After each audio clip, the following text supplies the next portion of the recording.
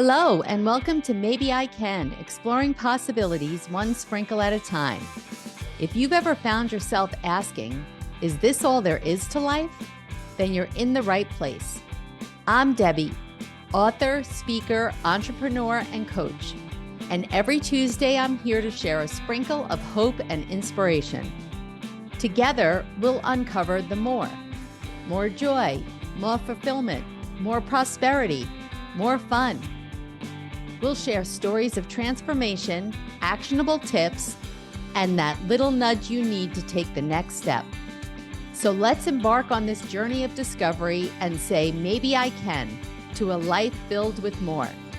Ready to find out? Let's get started. The Maybe I Can show starts now. Well, hello, everyone, and welcome to the Maybe I Can podcast. I'm your host, Debbie Weiss. And today I am joined by our wonderful guest, Beverley Glazer. Beverley has over 35 years of experience as a master coach and therapist, guiding high-performing women in midlife and beyond through the complexities of business, families, and relationships. Her work involves more than just tools and strategies to navigate life. It's about creating profound transformations by mastering the inner game. She helps women dismantle self-imposed barriers, gain crystal clear vision, and step into a life they truly love. No compromises, no settling.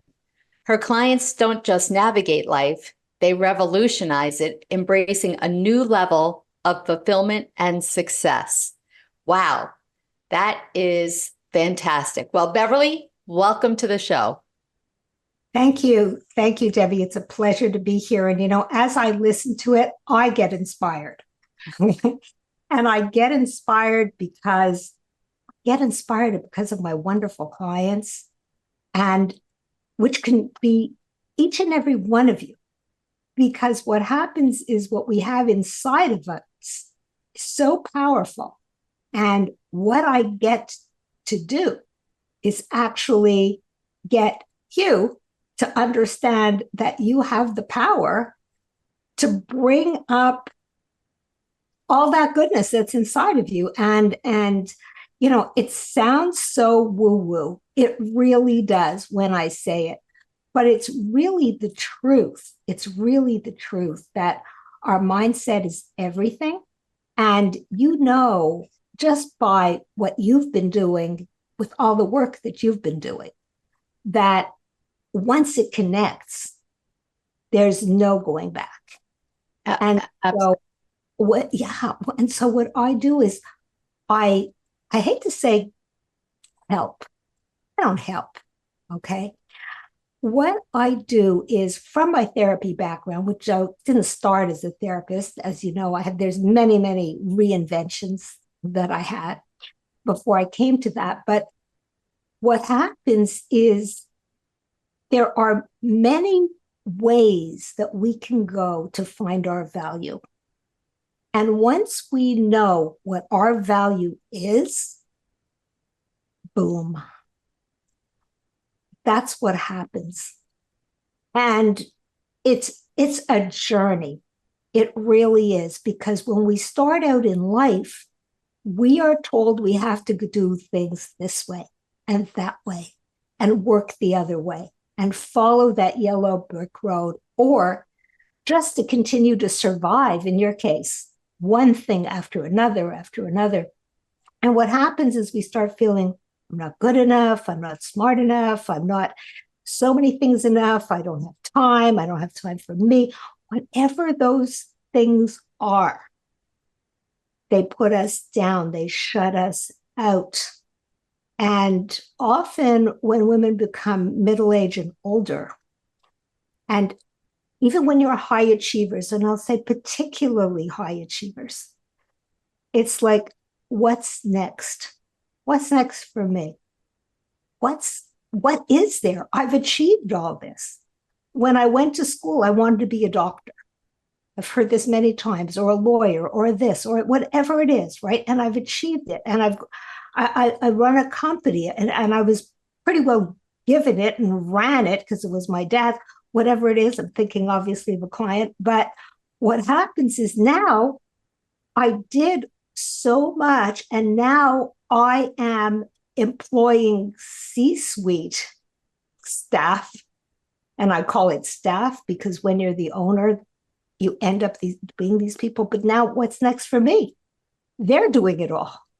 And now I'm supervising, and there's no fun in that. And so it's like, what?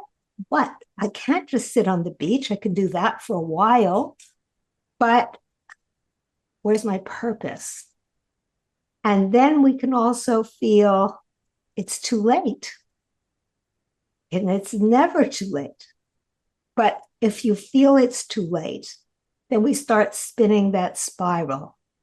And so many people will say, well, why aren't you satisfied? You should be satisfied. Look at all you've accomplished, all you've achieved. Sit back. You don't have to do it anymore, right? But there is this drive. I mean, people have said to me, why don't you retire, Bev? You've had so many years behind you. Are you kidding? I'm just starting. Exactly. Well, Bev, let me stop you for a second, because before we go into that, I want to talk a little bit about your own story, because the first question that I ask all my guests is, tell us about a time when you went from a defeated, I can't attitude to an empowered, maybe I can mindset. So when did that happen for you personally? Wow. Yes. Wow. That's what I really have to say when we hit that. Yes. What happened for me personally, and I was living in this really la land and going to grad school because I was from the arts and I was creative and I wasn't really interested in business or anything else. And when I was working with Indigenous communities, working in the art communities, I found that there were so many problems. And what I decided was, I can do more than this. I really want to help. And so I went back to school, and I ended up I was in grad school and I was studying psychology, and that's where the therapist part comes in. And life was great. You know, my husband had a good business. Everything was fine. I'm raising my children, blah, blah, blah. Life was amazing. And I knew that there was problems in the business. There was a fraud. And my husband went to the bank and he explained it. And they said, no worries. We'll deal with it. You know, we'll figure it all out. And surprise, surprise, one day the doorbell rang and a subpoena was placed in my hand. Are you Beverley Glazer? Yes, I am. Thank you very much. And it's like, whoa. And what did I do? Okay. What was the subpoena for? Well, the subpoena was they were owed a lot of money in the bank, right? Because this was a problem. It was a fraud. They said they'd be working it out. Jerry called them in, whatever. The subpoena was, I had the assets. I had the house. And it was a large fraud.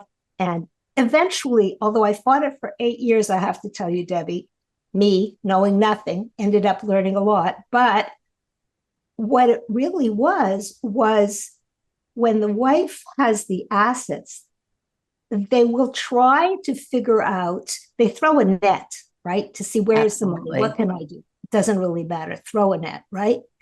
And I was just caught in that net. My husband was in shock.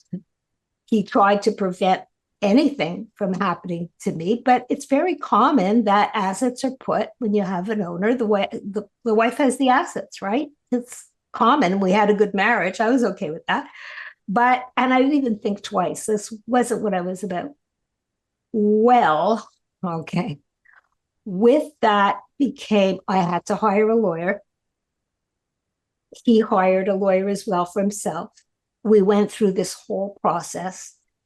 And if anyone has gone through any of this kind of thing, now here I was fighting the Toronto Dominion Bank, which is a huge bank. And I had a bank of lawyers that were against me. And I knew nothing. Okay. And I knew less than nothing, Debbie. I was in grad school, for goodness sake. Okay. And so I went crazy. And I was my husband supported me all the way, although I was ready to kill him in the night many times. Okay. But and I didn't. And we are still married. And eventually, this whole thing ended up nothing. They threw out the case. There was nothing to charge. But many hundreds of thousands of dollars later, crazy money went down the tubes within 8 years. And the law firm lost the bank as a client, but whatever it was nothing. But I could have lost my marriage. I could have, everything could have fallen apart. And to go through what I was going through, holding up the family, my mother was also in crisis. She was dying. I was going back and forth with that. I was wondering how, like I'd given up my business. Like what do I do? Right. And through the process, and actually through the encouragement of my husband, thank goodness, I continued in school. And because I had the arts background, what I also did was I wasn't yet a therapist, but I have to tell you, I thought, hey, I could be that online therapist. And I pitched a show on local radio and I ran that for 5 years, which was insane. Because if anyone would have told me, okay, that you can do this today, go pitch a show, I wouldn't know where to start. But I literally called up the station to the director, whatever. And whatever it was, I wasn't thinking. I think I was crazy. I had to be. I was functioning on adrenaline. Mm-hmm. And when everything came down, what I realized as I was working with my clients in the office, that women, and that would be throughout all women, it doesn't matter what cultures, okay? We hold up the family. We are strong. We are amazing. And that was my shift for me as a therapist, to help other women also see their power. Because each and every woman that I was working with, and I work with men too, it doesn't matter, but what I was focusing on was really older women. Because Debbie, we are told we are not good enough. And we're also in corporate environment. They say, and there are many levels of where a woman's place should be. And they say after 50, you're going downhill. And how horrible is that? To have a culture saying that you're done, you're done. And we often carry this mindset. It's like, if we live for our husbands, if we live for our children, if we live for, okay, we're also individuals. And we have to feel we have value. And that's where, through coaching, which is not therapy, as I said, sometimes I'm a coach, sometimes a therapist. That's how I work with the type of work I do with my clients, to literally change their mindset, which starts from here. Mm. And it's, who are you? And people say, well, I don't know. I'm a mother. I'm a business person. That's not who you are. That's what you do. And I have to stop you, because I've got to tell you, that's one of the things that was kind of one of my own realizations after I turned 50. I have all these roles. I do own a small insurance agency. So I'm an employer, I'm a wife, I'm a mother, I'm a caregiver, all of the things. And it was kind of this realization of, yeah, but who am I as an individual? Yes. And I agree with you. I don't really even know any women, I don't think, who don't handle it all. And we're always putting everybody else first in front of ourselves. Absolutely. And I agree. I think that and I know that you do too, gosh, we have so much more to give at 50 and 60 and 70 than we did at 20, 30, and 40, right? For sure. And that we also have to see that we are evolving. And there's not a stop. There really isn't. You can enjoy retirement, whatever that is. I'd like to really say whatever that is. Whatever works for you. It doesn't mean you have to go to work per se, but you do need a purpose. You need a reason to get up in the morning. And if you're volunteering and it's good for you, that's wonderful. But if it's not, and if you want more, you're the one that has to feel I'm capable, I'm ready for more. And what also was a motivator for me to work with women, that my mother back in the day, she was a McGill graduate when women didn't go to school you went to school to get married, Yeah. That was the point. You get your MRS, right? And and then once you get married, although she met my dad when they were young, but once you do get married, then he was supposed to have the position and she was supposed to do volunteer work, which she did. But she was a social worker. She had that degree and she wore that badge of honor. But she never reached the capacity that she should have, because although she loved her career, she always felt I should also be volunteering, which she was. She was an amazing volunteer, but did it give her real satisfaction? No. And she did these small social work jobs, which I know were way under her pay grade. Mm. And it was because she didn't have the confidence. And that's the thing also when you're out of the job market, and you say, well, I want to go back. How do I go back? What skills do I have? Well, we have so many skills that aren't paid for. You don't put a price on that. But wow, can we give? And when we understand our value, you can actually achieve it. Like I see so many women also that come to me and say, my kids are now in college. They're going to be going away. I'm going to have that empty nest now. Now what? I've given up my career because my husband was doing great. And now we're divorced. And we're settling the divorce. And I have no family now. Now my kids, they don't really need me. And all those transitions which hit, and they hit women. Men somehow, yeah, okay, the kids are in school, that's okay, good for them, whatever. But Agreed. Women get it, women get it. And we're a sisterhood. Oh, I couldn't agree more.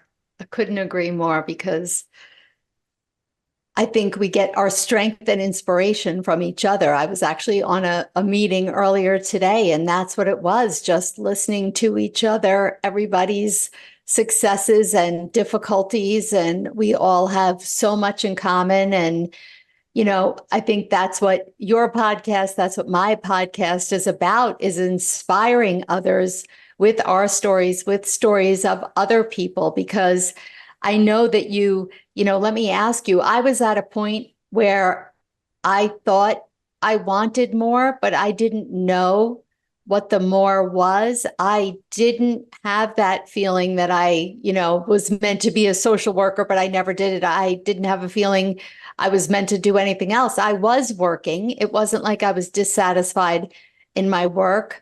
At the time that I felt that way, I was married. I mean, do we have the best marriage on the face of the earth? No, but we were happily married and kids, and, but it was just kind of that tugging, but really, really not knowing. And I feel like so many people, so many women just say, well, this is it. That was kind of how I was feeling. So I guess this is it, right? this is my life and I should be happy, and what's wrong with me? And I'm happy, but am I fulfilled? What fulfilled and satisfied are different. Talk about that. How do you see fulfillment? Totally. I see fulfillment as something you have inside of you. And like I mention it all the time, basically, usually to my husband, where a lot of my friends just don't understand me. It's like, why aren't you just happy with what you have and what you do? I am extremely happy with it all. Okay. Do I want more? I don't even think of more. Okay. I think I don't do anything really for the money. I'm doing everything I do for the love. If I was into it for the money, trust me, I would have gone into law. That's what my lawyer, when I was with for 8 years, he says, "You sure you want to go to grad school and be a psychologist? Why don't you go into law? You can work for me with strategy." But that's the thing. You get up in the morning and you feel, I have this to do. It's my purpose. And we have to find that. And, one of the tips that I give is, what did you like to do when you were a child? Those things have been squashed. And it's like to remember that you used to like to write, that you used to like to maybe play outdoors. Okay. When you think of things like that, you're playing outdoors. I can't do that anymore. Well, maybe, yes, maybe you should go out more. Go into nature. Find something for yourself. Find it. It's there. It's all within you, and it's baby steps. Yeah, I love that advice. And I couldn't agree more.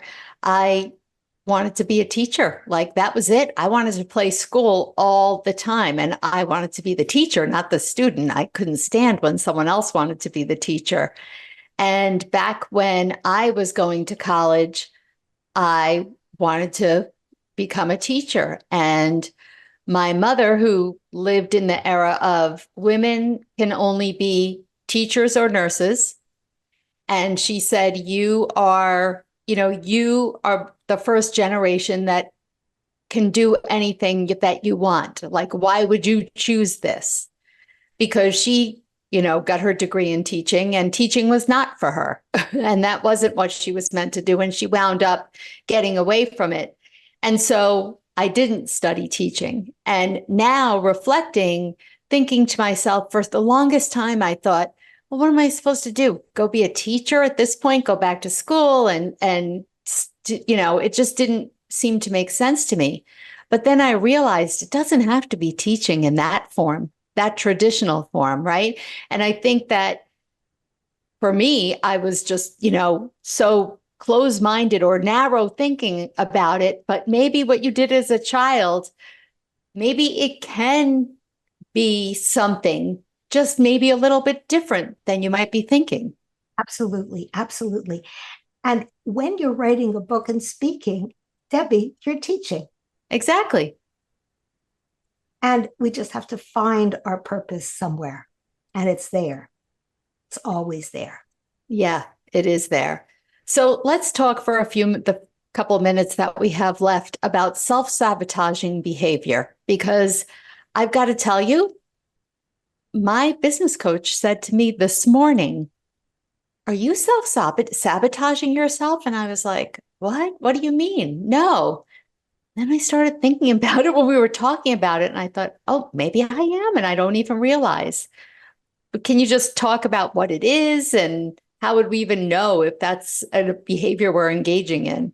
Sure. Self-sabotaging is when you want to do it, and then you put an obstacle in. And you don't even realize you're doing it.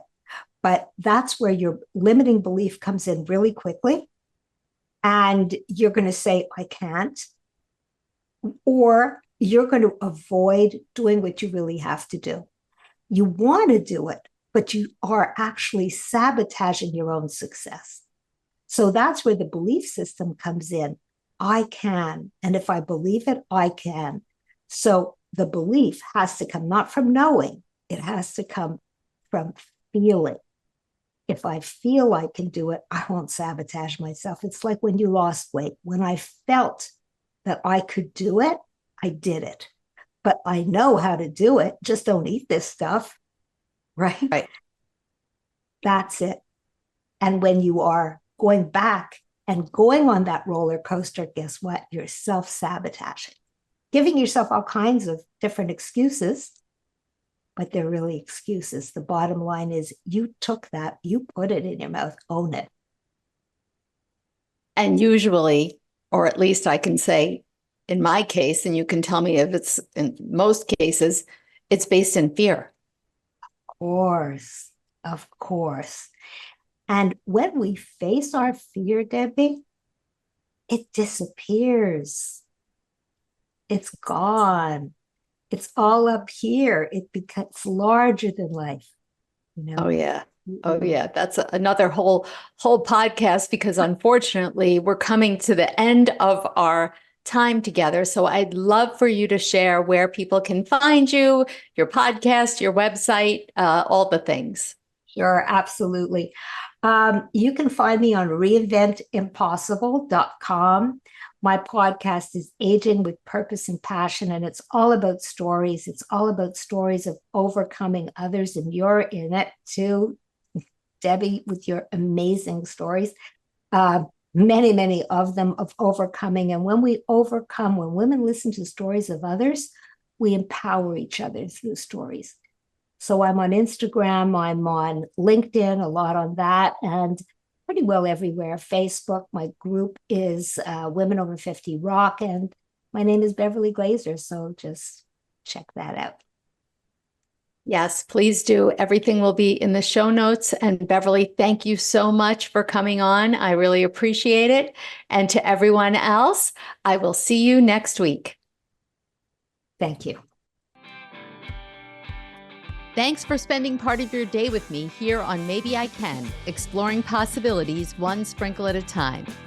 It's been great having you, and I hope you're leaving with a spark to light up your journey to more. Remember, every big change starts with a single maybe.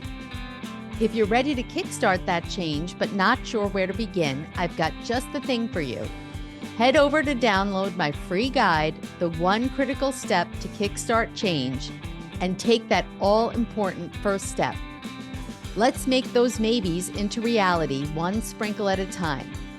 Catch you next Tuesday at 4 p.m. Eastern, 1 p.m. Pacific, with more stories, tips, and that extra push you might need. I'm Debbie saying goodbye for now, but always remember, maybe, just maybe, you can.